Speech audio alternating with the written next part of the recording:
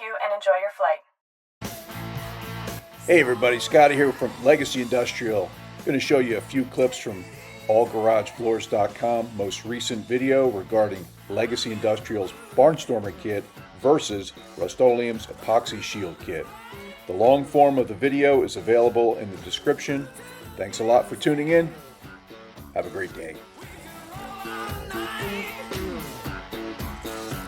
Hey everybody, this is Shay Walker from All Garage Floors, and if you've been thinking about purchasing a Rust-Oleum Epoxy Shield garage floor coating kit, or maybe you already have and you're looking for some answers to questions that you have, or maybe you've already applied one and now you're looking for answers to questions, then this video is for you.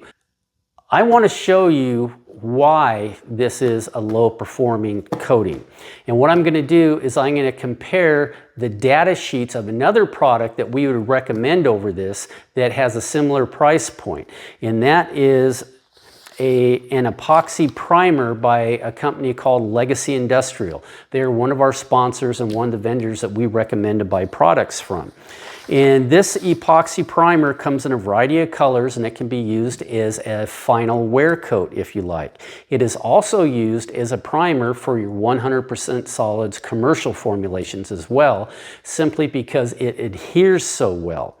And they include it in a kit they have called their Barnstormer kit. It's a more economical kit that still gives you a good value for your money and good performance if you're trying to save money and just can't quite afford a good commercial quality coating to apply yourself.